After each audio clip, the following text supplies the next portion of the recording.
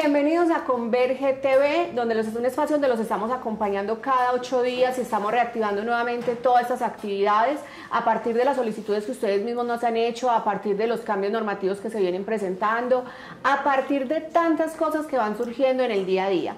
Y hoy tenemos un invitado muy especial de una empresa que trabaja con un tema que está muy de coyuntura, pero que adicional a que es de coyuntura, es un tema de necesidad. Y es el señor Alexander Kuberke de la empresa Diagnósticos Ambientales. Alexander, buenos días.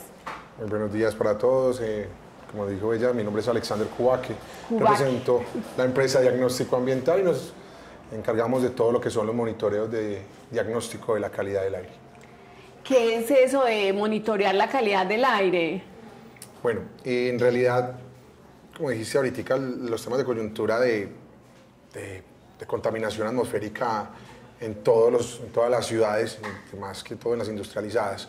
Entonces han sacado proyectos en los cuales los grandes países firman unos acuerdos en los cuales dicen, bueno, vamos a reducir los gases de emisiones al ambiente. Entonces eso conlleva a que en la normatividad de cada país tengan que hacer unos límites permisibles para las emisiones atmosféricas. Entonces todos esos temas de emisiones, llámese en los vehículos, llámese minería, llámese todo el proceso de combustión de las fuentes fijas o chimeneas. Entonces todo eso va a llegar a un límite que tenemos que monitorear para ver si están dando cumplimiento en la normatividad. Entonces lo que hacemos es mirar a partir de unas mediciones en campo, los monitoreos de campo, tomamos las muestras y determinamos si están cumpliendo o no esos límites permisibles. Y es que el tema ambiental en este momentico es un tema de coyuntura y digamos es un tema de obligatorio cumplimiento para muchos sectores industriales. Claro que sí, son resoluciones estatales y son de obligatorio cumplimiento anual, ¿sí? Entonces, aparte de que tienen unos permisos de emisiones que tienen que solicitar a partir de unas evaluaciones previas, determinan cuál es la línea base o cómo está la contaminación en el sector. Luego de que les dan un permiso, tienen que seguir respetando esos límites permisibles y tienen que llevar un control de los mismos. Y en una ciudad como la nuestra, que hay cada día más vehículos rodando, es una ciudad totalmente industrial, a pesar de que la industria se ha ido trasladando, digámoslo así, para zonas estratégicas como Río Negro y el Oriente. ¿Cómo se controlan esas emisiones y cómo se controlan esos niveles de contaminación? Seguimos teniendo el mismo problema. Los controles que hagamos han sido insuficientes. Vemos que hay, por decir algo, retenes en los cuales usted le orilla el carro y le puede hacer una prueba de gases, pero la cantidad que se diagnostica no es suficiente, ¿cierto? Entonces ahí entra lo que son los CDAs. Entonces, supuestamente los CDAs deben de sacar anualmente, o dependiendo del modelo del vehículo, tienen que decir, mire, este vehículo está en buenas condiciones. Entonces, problemas ¿qué dijéramos? No sé, digamos que no es tan eficaz los controles que tenemos. Entonces toda esa contaminación nos lleva a generar, por ejemplo, los problemas que tenemos de salud. La gente se nos está enfermando más del sistema respiratorio. Estudios contundentes donde directamente le dicen, sí, mire, la mala calidad del aire deteriora la salud de las personas. Entonces eso es algo que es innegable. Que la gente se esté yendo para otros sectores, por ejemplo aquí lo que tenemos que se están yendo para Río Negro, como lo ponías es el ejemplo, pues vamos a llegar en el momento en que también vamos a tener el mismo problema. Entonces es migrar el problema de esta ciudad a otra. Claro que sí. Y en el sector que ustedes trabajan, las mediciones que ustedes realizan, danos ejemplos contundentes de empresas que están obligadas a tener este tipo de procesos y este tipo de medición y cómo acceden a estos elementos. Mira, todas las empresas que tengan un sistema de combustión, llámese una caldera, por decir algo, que tenga un ducto que esté sacando la contaminación al exterior, están obligados a cumplir la resolución 909 del 2008. Entonces, son obligados. O sea, hasta los restaurantes. Usted tiene un restaurante y tiene que tener un sistema de control, extractor, una trampa de grasas, un ducto que saque los olores al medio ambiente. Entonces, todo eso, a partir, imagínense, desde la parte comercial hasta la parte industrial. Luego viene los procesos de industrialización, digamos canteras, areneras, minería. Todas esas empresas están obligadas a hacer unos trámites de legalización que lo hace uno a través de los términos de referencia de la Asociación Nacional de Licencias Ambientales, lo revisa la autoridad ambiental, te adjudica la licencia para que trabajes y anualmente, ¿cierto? Tenés que tener un plan de monitoreos en los cuales tenés que ir llevando la contaminación por debajo siempre, ojalá, del 80% de la norma. ¿Qué otros servicios adicionales a ese ofrece diagnósticos ambientales? Bueno, nosotros estamos acreditados ante el IDEAM. El IDEAM es el ente de control de los estudios ambientales. Entonces, los laboratorios que estamos acreditados ante estos, hacemos las veces del IDEAM, en realidad. Es básicamente eso. Entonces, los estudios que nosotros realizamos de calidad del aire, material particulado, que es PM10, PM2,5, de gases, que son azufre, nitrógeno, monóxido, ozono, monitoreos de ruido, lo que son de emisión, ruido ambiental, modelos de dispersión, que se utilizan para determinar cómo va a afectar un proyecto a largo plazo, ¿cierto? A la distancia. ¿Me explico? Hoy vamos a tener una vía, un túnel, una carretera, y lo que hacemos es modelar los contaminantes que se van a generar allí y hacia qué personas o qué receptores y en qué cantidades los van a afectar. Pero ese es un tema muy interesante. Sí, sobre todo porque los temas de modelación cobran mucho auge en el momento en que la gente determina, bueno, hacia dónde se está yendo la contaminación. Un ejemplo muy claro es los olores de los rellenos sanitarios. Un relleno sanitario puede generar olores que no en realidad te van a enfermar, pero sí tienen un impacto en tu propiedad. Aquí tenemos algo muy plausible en estos momentos en Niquía, con la planta de tratamiento de aguas residuales que montaron allí, Aguas Claras, si estoy mal se llama así. Entonces, la montaron muy cercanos a la gente. De la gente se les perdió valor de los apartamentos. La gente no quiere rentar ahí. ¿Yo por qué me voy a ir a vivir? Aguantame unos olores bien tremendos. Bien fuertes. Tengo otras opciones. Entonces, no te vas a enfermar, pero tu propiedad se desvaloriza completamente. Se perdió. La gente, la incomodidad, aunque definitivamente la gente termina viviendo con eso, ¿cierto? Se acostumbran. Exacto. Entonces, un tema de modelo de dispersión nos va a decir, mire, este proyecto que vamos a poner aquí, esta planta de tratamiento, va a generar este impacto en olores y va a contaminar esta gente de este sector en estas cantidades. Entonces, ese modelo debió haberse hecho, apreciarse bastante para decir, mire, si el impacto es tan tremendo en esta población, si no tenemos estos controles, ya entran ellos y dicen, no, entonces vamos a montar los controles necesarios porque el sitio es ese, no hay otro. Entonces, el problema es que los controles no siempre funcionan al 100%. Entonces, el mantenimiento de un sistema, tener los controles bien, ya entrar como en tema de ingeniería para optimizar los procesos, para evitar ese impacto que se va a generar. No solamente para la comunidad, sino también para el grupo de trabajadores que puedan estar en una empresa, porque hay unas mediciones también que se tienen que hacer desde el tema de seguridad y salud en el trabajo, dependiendo del tipo de actividad, que tienen que ver con ruido, con todo el tema de olores y también de algunos factores contaminantes. En realidad son muy parecidos, ¿cierto? Pero ¿qué pasa? En este momento nosotros estamos hablando de un ambiente externo a la empresa, ¿sí? Entonces, cuando nosotros estamos hablando de un ambiente externo a la empresa, tenemos unas resoluciones, unos indicadores totalmente diferentes. Cuando hablamos al interior de la empresa, hablamos de seguridad y salud en el trabajo, el Ministerio de salud y todo esto. Y algo muy importante, que yo a la gente que está en mi empresa y que les estoy aportando un factor de riesgo, yo les estoy pagando para que estén en ese riesgo. La población aledaña a un proyecto como estos no tiene por qué estar pagando, ¿cierto? Por esos platos rotos, por decirlo así. Mientras que si yo mis trabajadores, pues claro, yo les voy a brindar las protecciones necesarias. Yo le voy a brindar máscaras, le voy a brindar protección auditiva, ¿cierto? Le voy a hacer monitoreos constantes, voy a buscar un confort de ellos dentro de dentro de mi plan de seguridad y salud en el trabajo, mientras que al exterior muchas veces no hacemos nada de eso, incluso ni siquiera lo tenemos en cuenta. Y de hecho genera muchísima afectación porque han sido muchos los casos a los que hemos accedido en los últimos meses de situaciones, por ejemplo, la construcción que inició de la edificación, no tuvieron en cuenta las implicaciones de las propiedades aledañas y se vieron fraccionadas o se vieron afectadas dentro de infraestructura por el levantamiento de los cimientos de la nueva construcción. Pero también, como tú dices, desde el tema de los olores y desde el tema de otros factores, empresas, por ejemplo, en manejos de sustancias químicas que generan un impacto ambiental fuerte y que hacen desplazar a todos los habitantes porque las aguas residuales o los olores que generan a partir de su actividad son demasiado fuertes. Claro, o sea, siempre vamos a tener que convivir, ¿cierto? Siempre lo que buscamos es convivir.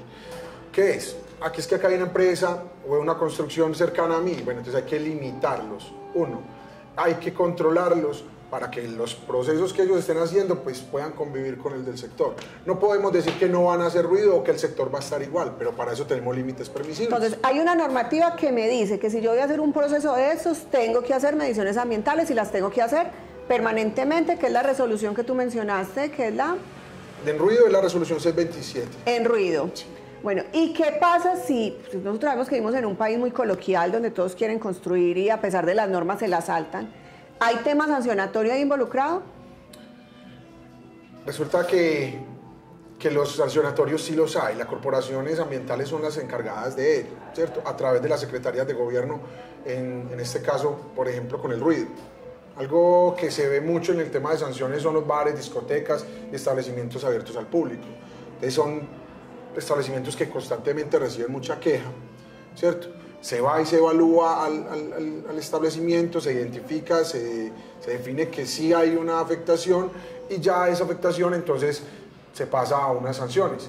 Muchas veces son sanciones económicas, muchas veces son sanciones de horario, muchas veces son sanciones de cierres, ¿cierto? Ya depende de todo eso. Así como el Código de Policía y el Código de Convivencia nos dicen que hay unos niveles máximos permitidos de ruido en las unidades residenciales, por ejemplo, y unos horarios específicos, lo que tú mencionas ahorita para bares, restaurantes y discotecas, ¿también hay unos límites de sonido?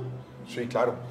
La resolución 627 del 2006 nos habla de los límites permisibles en cada uno de estos. Entonces tú me dices, es un sector comercial. Entonces le dices, sí, un sector comercial en horario nocturno tiene un valor límite permisible, si no recuerdo bien, es de 60 decibeles. En horario nocturno, 60 decibeles es nada. Nosotros en estos momentos podemos estar hablando a 55, 70, en ese rango. A veces nos subimos, a veces nos bajamos, ¿cierto? Pero estamos hablando de emisión. La emisión se calcula es el establecimiento encendido con el ruido del sector, luego apagamos el establecimiento y volvemos a hacer una evaluación con el ruido del sector. Ojalá mantener la situación invariable. Eso es muy difícil, pero es lo que tratamos de hacer. Y cuando hay varios establecimientos de comercio aledaños que manejan volúmenes, por ejemplo, zonas donde son puras discotecas, pero también hay viviendas alrededor. Eso es una pesadilla, la verdad. Yo tuve experiencia de 3 años trabajando en el área metropolitana haciendo eso, evaluando ruido, 3 años, nocturno, varios establecimientos. Eso era el trabajo mío todos los días. La gente se queja, sí. Entonces hay gente que, por ejemplo, puede cumplir al exterior. Cuando usted mira las discotecas, una discoteca, afuera no se siente nada, pero la transmisión, o sea, por ejemplo, si la persona que se queja está detrás o a un lado colindando, entonces ya se va a seguir quejando, pero afuera donde nosotros evaluamos la parte ambiental bajo la resolución 627 no tiene ningún problema. Entonces ahí entra salud. El Ministerio de Salud tiene una resolución muy vieja, es del 83, la 8321 de 1983, y nos habla del ruido intradomiciliario. Entonces ahí es donde aplicamos esa. Se va y se mide en la vivienda de la persona que se está quejando. Ya la mención no se hace en el establecimiento, sino en la vivienda del afectado. En la vivienda del afectado. El éxito de esa evaluación depende muchas veces de la perspicacia, de la forma en que se haga, porque si se dan cuenta, pues claro, van a actuar de manera diferente ese día a la fuente que vas a evaluar. Entonces incluso se le pide a la persona que se está quejando del ruido que diga a qué horas específicamente, ¿cierto? ¿A qué hora? Mire, es que son los viernes a la 1 de la mañana que se prende la rumba en Fulaya, entonces a esa hora... A la 1 de la mañana van allá de sorpresa a visitar. Exacto, ojalá. Y si una persona o una familia está viviendo esos problemas, ¿dónde se debe quejar o dónde debe solicitar ese tipo bueno, tenemos dos entonces, como les estaba diciendo. La resolución 627, entonces se pueden quejar ante el área metropolitana y en el caso del Valle de la Aburrá. Los casos de por fuera del área urbana, ya se encuentra Corantioquia o Cornare, ¿cierto? Entonces el caso es que la resolución 627 del 2006, para que lo tengan claro, si el ruido que usted está percibiendo se percibe afuera, al exterior, a la acera por decir algo, entonces aplica la resolución 627, ¿cierto? Si usted la está sintiendo es dentro de su vivienda, al interior, y desea que se lo midan es al interior para determinar su confort, su molestia, perdón, usted ya lo que va a decir es resolución 8321 del 83 y es ante las inspecciones de policía. ¿Sí? Que ellos todo ya el van, tema de convivencia ya ellos ya van y vienen código ya de policía. con eso. El código de policía entonces ahí tiene otra, entonces el código de policía le dice a ellos, si el ruido incluso ellos tratan de evaluar, pero solamente es oído, entonces tienen un problema, que ellos no pueden venir a decir, sí, acá están sobrepasando la norma, no, tienen que venir a medir. Tienen que hacerlo con medición. Para medir tiene que ir un técnico, entonces medir, evaluarlo con el sonómetro adecuado, o sea, el equipamiento adecuado, sacar un registro y decir un análisis espectral del ruido con unos componentes tonales, una serie de elementos que le diga de una vez, mire, si esta es la muestra, para que usted determine y cierre o le quite o no se haga algo con el código de policía. Pero el problema es la inmediatez. Vamos a ir a unos cortes de comerciales y ya regresamos para que le sigamos contando a la gente qué pasa con todo este tema de mediciones ambientales.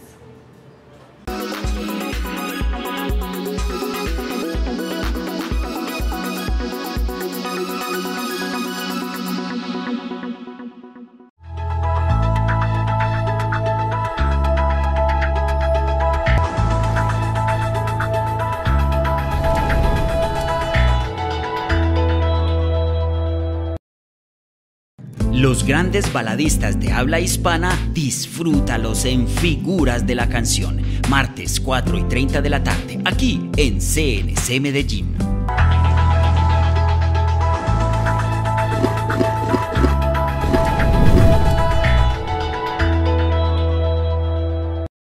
Me dicen el señor de las noticias y me han encomendado una misión, contarles a ustedes al mediodía de las cosas que pasan aquí en la tierrita, en el pueblo mío que está en la montaña, así que, oído pueblo.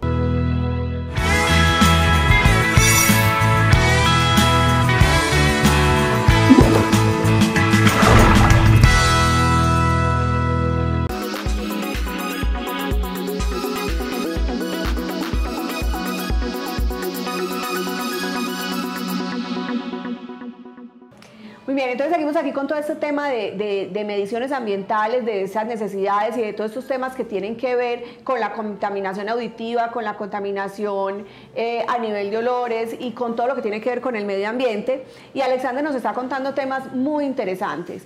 ¿Cómo entra tu empresa, Alexander, a intervenir este tipo de procesos o acompañar en este tipo de procesos? En realidad es acompañar. Nosotros no tenemos pues como injerencia en que nosotros vayamos a sancionar directamente o algo, no.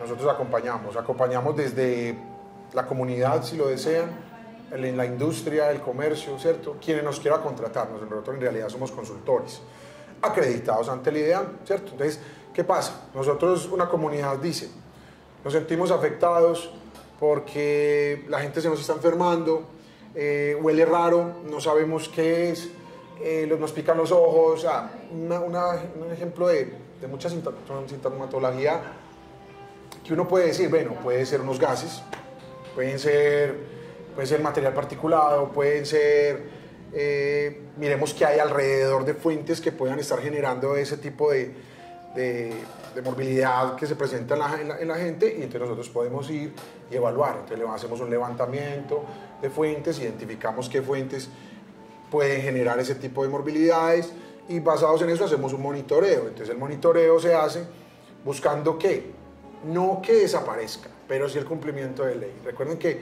si ellos tienen permiso para estar ahí, entonces simplemente lo que tenemos que buscar es que ellos cumplan la ley. Si están cumpliendo, pero es que persiste el problema de olores, persiste el problema, no, pero cumplen la ley, sí, ellos van a estar ahí, siempre y cuando cumplan. Y si en algún momento ese cumplimiento de ley no es suficiente, porque es que hay muchas enfermedades que se pueden generar a partir de los factores contaminantes, ¿existe alguna actividad complementaria para esa normativa? La verdad... ¿O se ciñen netamente a la normativa? Si ellos están cumpliendo los límites permisibles, van a estar ahí. Entonces ahí le toca al afectado mirar cómo soluciona. Recuerda que nosotros en higiene industrial, higiene y seguridad sobre el trabajo, tenemos 3 formas de control, ¿cierto? Que son en la fuente, en el medio o en la persona. O en la persona. Entonces ya ahí empezaríamos a jugar con eso. Ya es solucionar con la empresa, por decir directamente, mire, tenemos problemas de ruido, nos están llegando, ustedes están cumpliendo, pero me está afectando la salud. ¿Qué podemos hacer? ¿Usted tiene alguna solución dentro de su empresa para que lo haga? ¿En la fuente? No. Entonces nos puede generar una barrera, nos puede levantar un muro o algo para hacer en el medio. No. Le puedo regalar estos tapones auditivos para que usted se los ponga. ¿Cierto? Para que sea directamente incluso en es la lo que más se usa en las empresas. En las empresas nosotros tendríamos que hacer ese mismo ejercicio. En la fuente, en el medio o en las personas. En ese orden. Pero lo hacemos al revés. Primero le damos la protección auditiva y después miramos a ver si se puede solucionar el problema. Es verdad. Siempre se hace desde esa parte. Miramos desde la persona cómo se puede solucionar y después nos vamos a los otros factores. Aunque a veces es más fácil controlar desde el medio cuando es una afectación general. Que no solamente afecta a una persona, sino a varias. A un equipo, sí. Bueno, entonces estamos aquí con diagnósticos ambientales y nos viene contando Alexander todo este tema que me parece muy interesante cuando nos vemos afectados por estos temas de contaminación auditiva.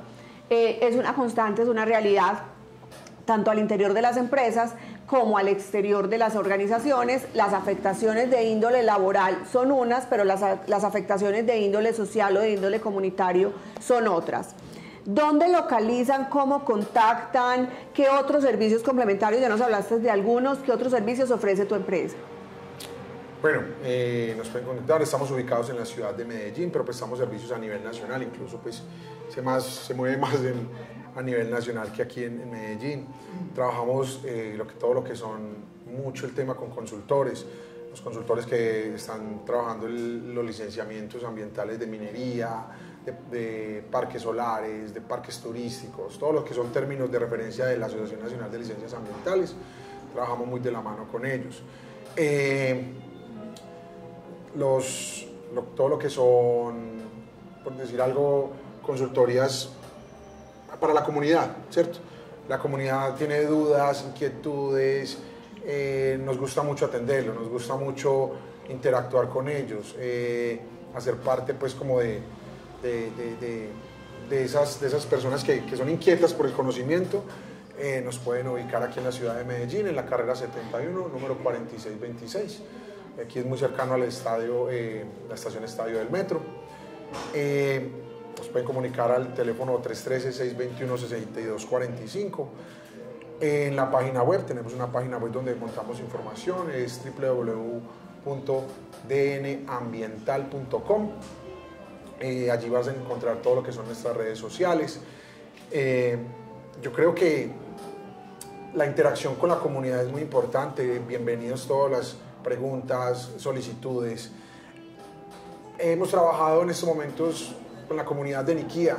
La comunidad de Niquía ha estado muy inquieta con el tema de olores, tienen unas demandas grandísimas a estos procesos de aguas claras. Entonces hemos venido llevando un proceso con ellos, bienvenidos los que se quieran integrar a esto. Alexander, muchísimas gracias. Danos 3 recomendaciones claves para la protección del medio ambiente y para que nos conservemos con una vida más sana y menos enfermedades que se originan desde lo ambiental. Recuerden que cualquier contaminación va a resultar en otra, por decir algo. Yo simplemente estoy botando basura al piso, ¿cierto? Esa basura al piso la vamos a tener que recoger de alguna manera. No va a estar por decir algo, si nosotros no hacemos la recolección en nuestras viviendas, que es la separación, que se va al piso, alguien la recoge, van a las bolsas de basura o las barren, simplemente se va a un relleno sanitario, en el relleno sanitario va a empezar un proceso de degeneración, el cual va a generar malos olores, una serie de elementos que todos nos vamos a encontrar. Entonces el primero que me parece muy importante, aunque no viene directamente del aire, es tratar de generar esa cultura de la separación de los residuos. Para mí me parece muy importante eso. El tema de convivencia, el tema de ruido, ser conscientes y recuerden de tratar de ponernos en los zapatos de los demás, ¿cierto? El ruido que nosotros generamos, pues tratar de minimizarlo, ¿cierto? Tanto no solamente si solamente lo hacemos a nivel comercial, también en el nivel como persona, pues la gente que está poniendo altos niveles de ruido, recuerde que puede haber alguien que trabaja en la noche, que es lo muy común. Que necesitan descansar. Que necesitan descansar, o ancianos, o niños, ¿cierto? Entonces tratar de regularnos con eso. Y en cuanto a las emisiones atmosféricas, pues la verdad, algo muy sencillo es el tema del cigarrillo, las quemas a cielo abierto, mayor responsabilidad de esta gente que quema llantas, pues aunque eso es muy difícil de controlarlo, pero yo creo que lo hemos venido haciendo. Y sobre todo tratar de que los diagnósticos de los EDAs, lo que la selección está haciendo, por favor, sí afinar sus vehículos de verdad, ¿cierto?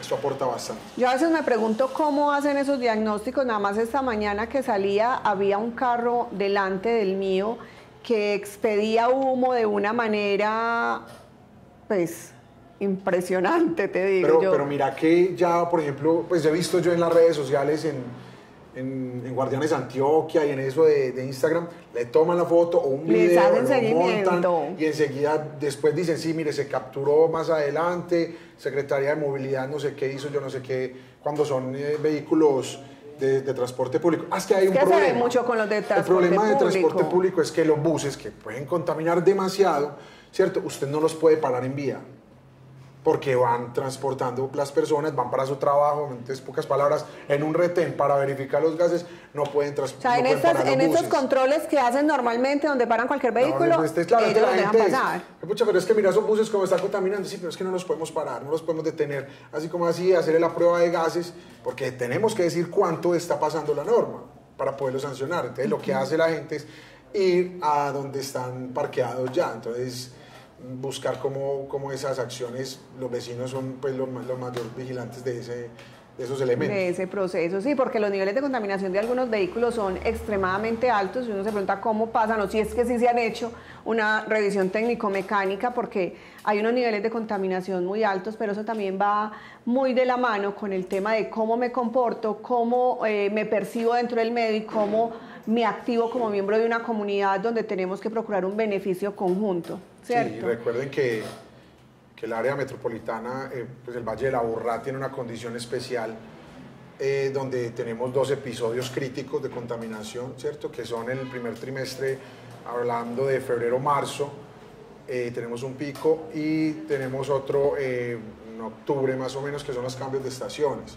¿Sí? En cambios de estaciones tenemos un problema de estabilidad atmosférica, o bueno, hay unas que podemos abordar en otro momento para que expliquemos qué es lo que pasa, porque recuerden que allí ahí tenemos unas restricciones más altas en los vehículos, que hay veces ponemos un pico y placa más estricto, la industria para, algunas que están contaminando, entonces podemos abordar en un momento ese tema también. Por algo nos quitaron la medida de pagar en el día de pico y placa. Eso no estaba funcionando. Sí. No, pues que se supone que es una medida para evitar la contaminación, y si yo pago para salir, pues no estamos apostándole a ese control. Pero es que vienen los otros problemas de congestión, ¿cierto? Entonces usted dice que es para minimizar el impacto al medio ambiente, pero cuando usted va a ver la realidad es los problemas de congestión.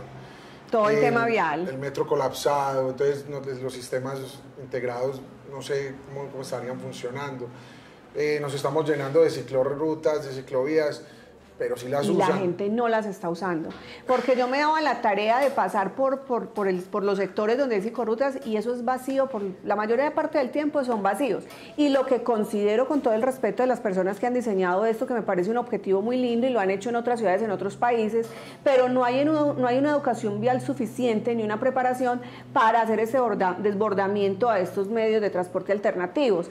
Entonces lo que se está haciendo es congestionar más las vías porque se le está robando espacio a las vías normales. Una ruta que era de 2 carriles, ahora queda de un solo carril, rutas principales de mayor congestión y un pedazo diseñado a ciclorruta completamente vacío.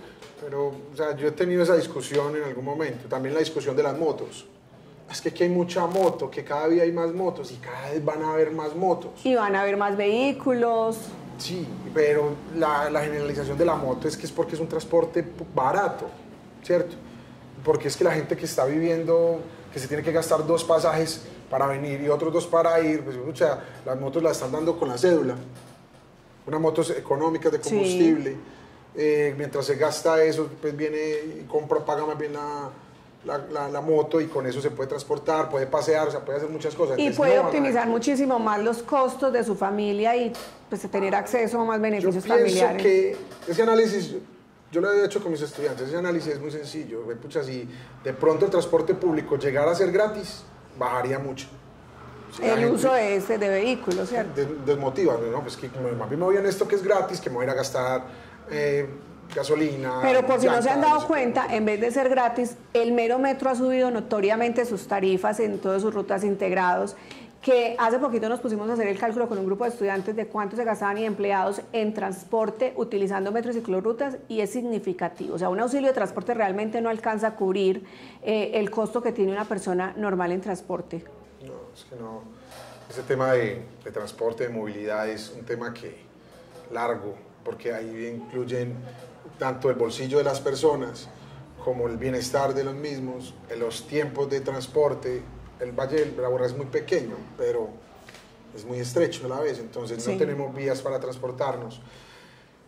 Las mulas, todo este camión pesado, todo este transporte pesado que transita por la ciudad, que no debería estar, que deberíamos de hacer vías alternas para que ellos no, los que van pues que no tienen que entrar a la ciudad, no deberían de entrar. Entonces son muchas cosas que no se han hecho, que esperemos a ver que algún día las hagan. Vemos que con la infraestructura vial que se está construyendo también se aporte pues desde la ciudad un poquito más a descongestionar y a normalizar los procesos y a disminuir la contaminación. Recordemos también que este año empieza a regir toda la normativa que tiene que ver con los planes de arbolización, donde todas las empresas están obligadas, dependiendo de su número de empleados, a hacer un proceso de arbolización canalizado con los organismos reguladores correspondientes. No es el árbol que yo quiera ni en el lugar que yo quiera, eso está normalizado y próximamente entonces estaremos hablando de esa normativa. Alexander, muchísimas gracias por acompañarnos en el día de hoy. Ustedes ya saben dónde pueden localizar esta empresa para todo este tipo de procesos y nos vemos en el próximo programa.